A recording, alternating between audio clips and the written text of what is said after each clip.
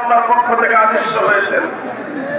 আলেম সমাজ আল্লাহর পয়গম্বরের পক্ষ থেকে জাতির প্রতিটি বিচ্যুতির ব্যাপারে জাতিকে সতর্ক করে সঠিক পথ নির্দেশনা দেওয়ার জন্য আদিষ্ট হয়েছেন।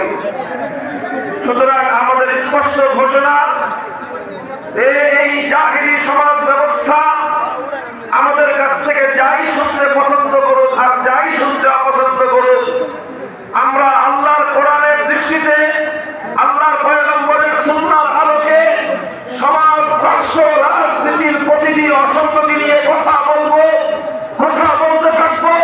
আমাদের কথা যদি কারো ভালো লাগে তবুও বলবো, আমাদের কথা যদি কারো পছন্দ হয় তবুও বলবো, আমাদের কথা যদি কারো কাঠপ্রদাহ হয় সেই জন্য পড়তে জোরে করে সরকার হতে পারে। ইনশাআল্লাহ আলেম সমাজের কণ্ঠ হকের কথা বলতে কখনোই স্তম্ভিত হবে না।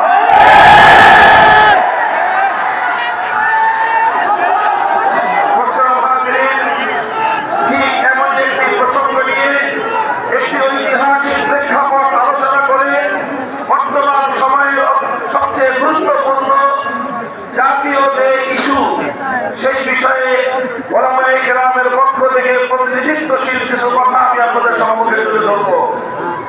আমি আপনাদের সম্মুখে আল্লাহর কোরআনে পাকের সূরাতুন নিসার 7 নম্বর আয়াতটি তেলাওয়াত করেছি। আল্লাহ পাক রব্বুল আলামিন আমার এই তেলাওয়াতকৃত আয়াতের মধ্যে অত্যন্ত ক্ষোভ এবং ঘৃণা নিয়ে এক শ্রেণীর মানুষের ব্যাপারে আশ্চর্য প্রকাশ করেছেন।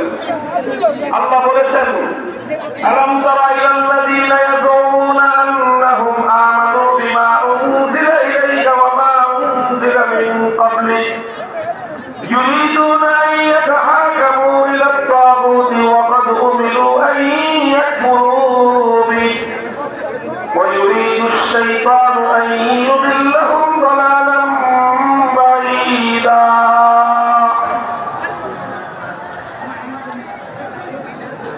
আপনারা এদিকে লক্ষ্য করে আওয়াজ করবেন না ভাই। স্টিল ভাঙেন আর বিল্ডিং ভাঙেন, যাই ভাঙেন, আওয়াজ করবেন না।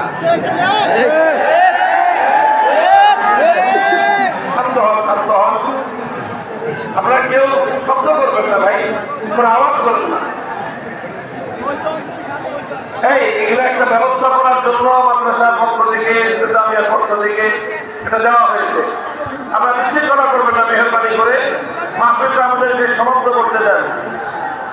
আপনারা এভাবে এই কেউ দিনে হাত দিবেন না, কেউ দিনে হাত দিবেন না, দয়া করে কেউ দিনে হাত দিবেন না। আপনারা পেছন দিকে সরে যান, পেছন দিকে সরে যান, সামনের দিকে চলে যান। একটা আওয়াজ শুনতে থাকেন, দেখতে হবে এমন কোনো জরুরি কিছু না।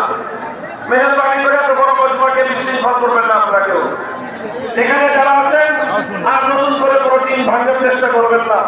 আল্লাহ আপনাদের কাছে বিনীত অনুরোধ করতেছি, আপনারা মাহফিলটাকে অল্প কিছু সময় কথা বলবো। এই কথা বলার মধ্যে যদি আপনারা আমার ছেলে বিঘ্ন সৃষ্টি করেন, মনোযোগ যদি ডান থেকে বাম থেকে চলে যায়, তাহলে আমি আমার আলোচ্য বিষয়টা আজকের এই উপস্থিতির সামনে আমি পেশ করতে পারবো না।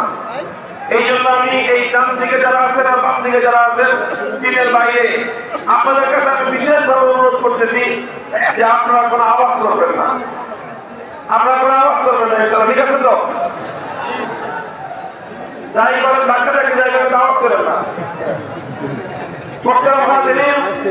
আয়াতের মধ্যে আল্লাহ পাক রব্বুল ইজ্জত বলতেছেন, অত্যন্ত ক্ষোভ এবং ঘৃণা নিয়ে আল্লাহ প্রশ্ন ছুড়ে দিয়েছেন যে তোমরা কি লক্ষ্য করো না যে কিছু মানুষ আছে এমন